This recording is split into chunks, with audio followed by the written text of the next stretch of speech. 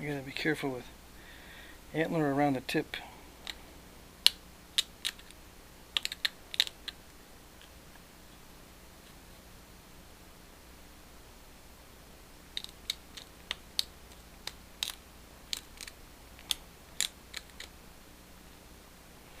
Especially when I'm feeling a little impatient, because this is my third try today at trying to get a good video.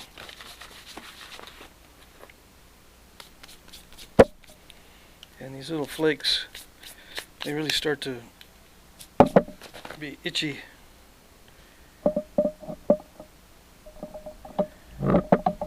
And itchy during your video is also not very good. Okay.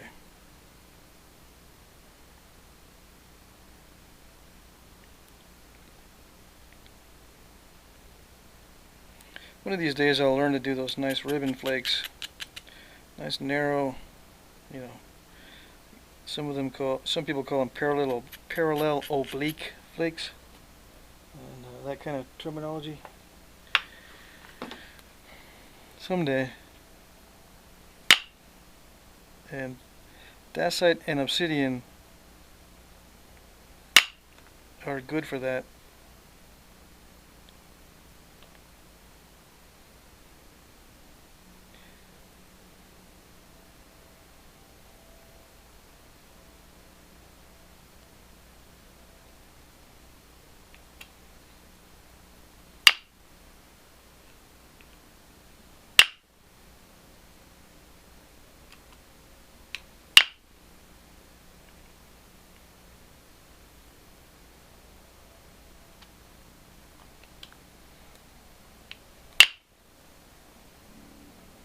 Not sure what to do there. That flake went a little bit too far and took off some mass that is kind of awkward now. Let's see.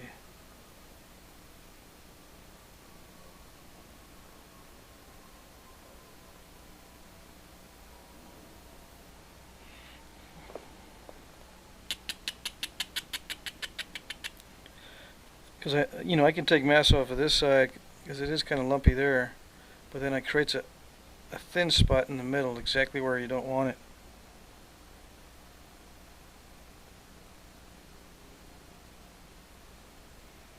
So I've actually got to turn the edge that way now, eliminate this fat area, turn the edge the other way, and then eliminate this fat area.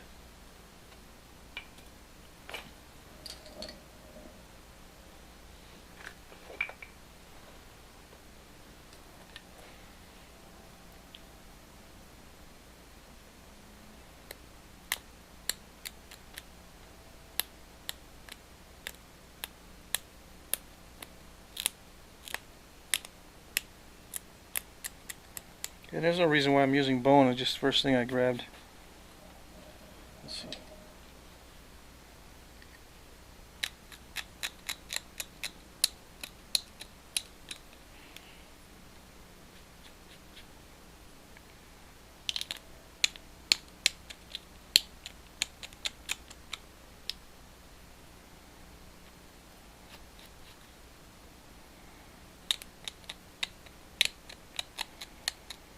I'm getting impatient because I want this thing to be thinned down already.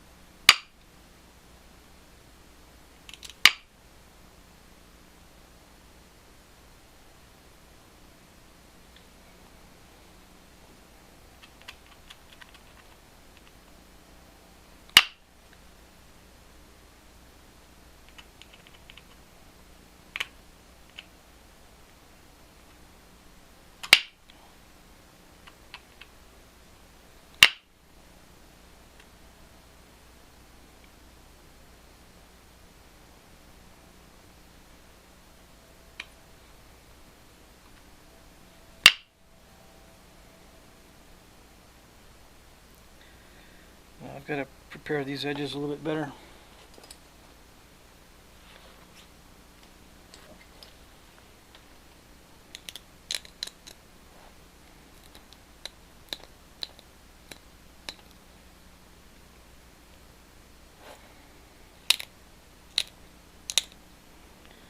Even a soft material like dacite can really chew on the end of the antler.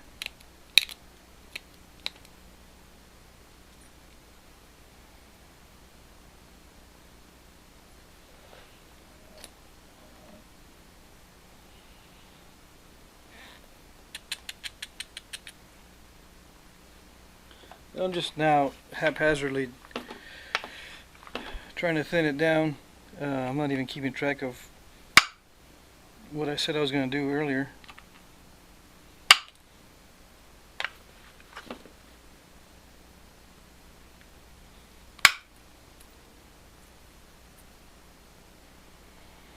I'm just going to aggressively thin this down.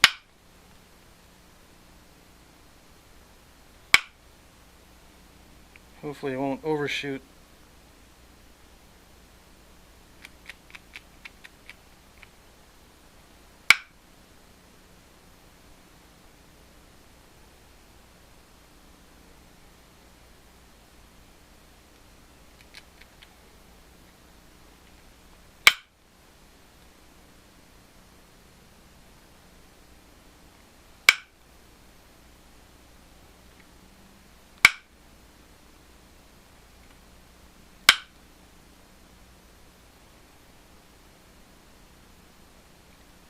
Yeah, it's getting to the point where percussion is not going to do me much good. I think I've removed the major areas of thickness. Now I've got to just leave it as it is. And, you know, I'll just tolerate the little bit of waviness. If I can get that with pressure, I'll just do it that way.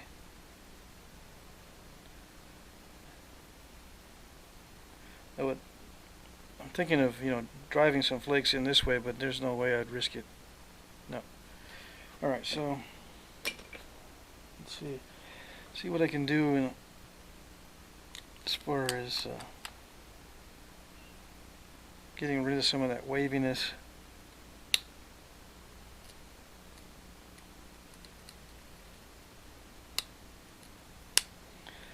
This time I am trying to drive in some flakes.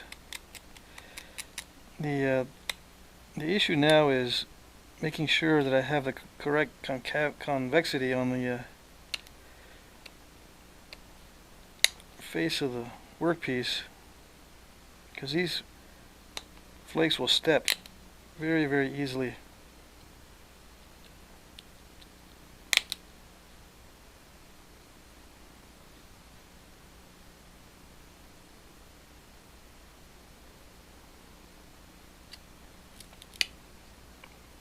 If I'm trying to drive into an area that's too thick or too convex, it'll step easily. I've got to have just the right convexity, and if I don't, I've got to try to angle that flake so it doesn't go in the same way as normal. I'm just going to try to skim over the top of those large bumps and hit them from as many angles as possible. Try to whittle them down instead of trying to get them all in one, all with one flake.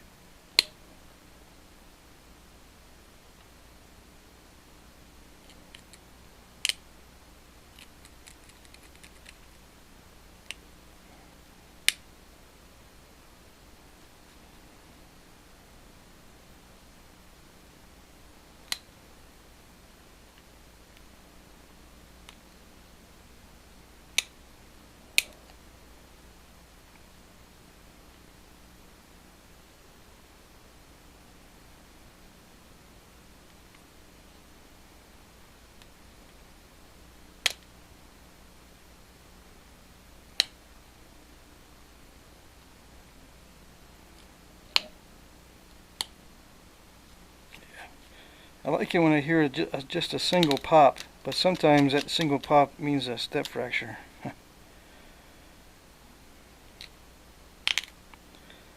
And sometimes a lot of that crushing doesn't seem to do much damage on the other side, and sometimes it does.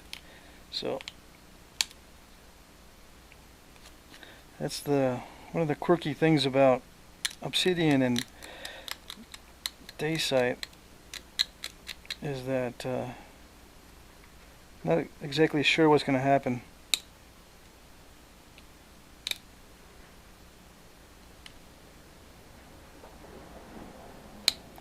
I suppose if you get used to working with this stuff, you can make some beautiful flake patterns, because it does flake easily.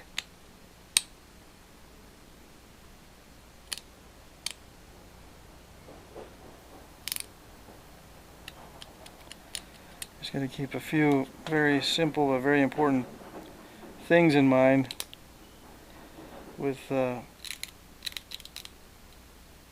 material this delicate. The edges crush easily, so your platforms have to be very, very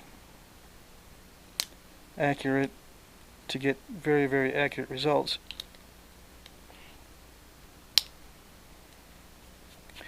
Whereas heat-treated material, it's a little more forgiving.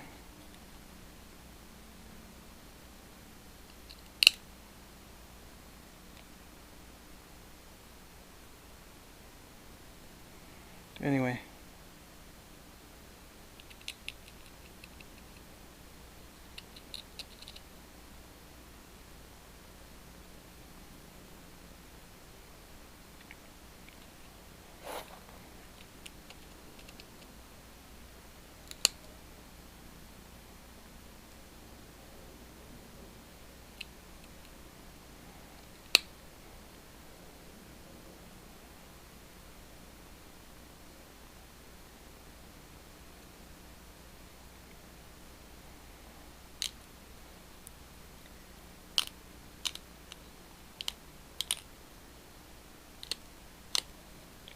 I'm doing more of trying to clean up the edge than I am trying to do any thinning. Although I am trying to get rid of some of that waviness. I think I got some of it out. Made it a little more consistent.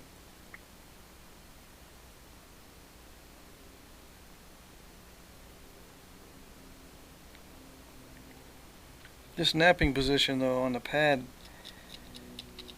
on the domed pad, is a little bit awkward.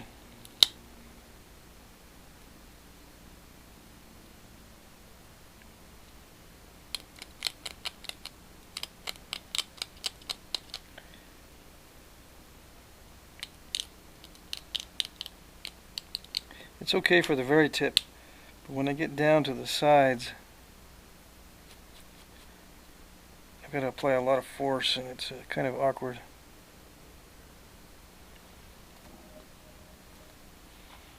Because I can't hold it very well.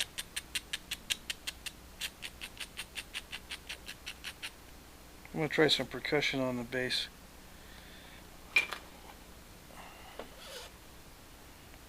Instead of trying to push really hard on the pad. Yeah, see, I would have a lot of trouble doing that with the pressure.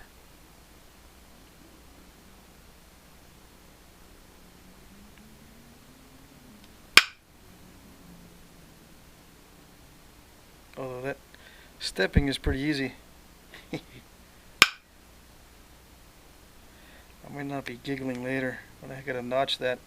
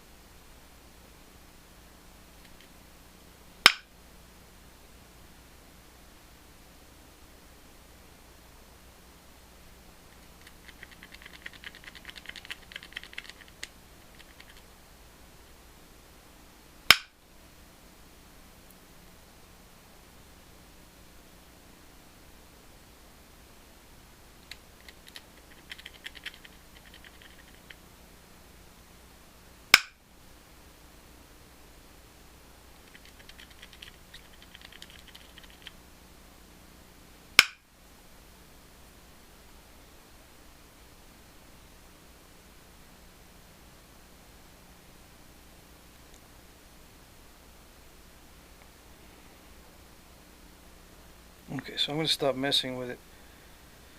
I'm going to try notching it.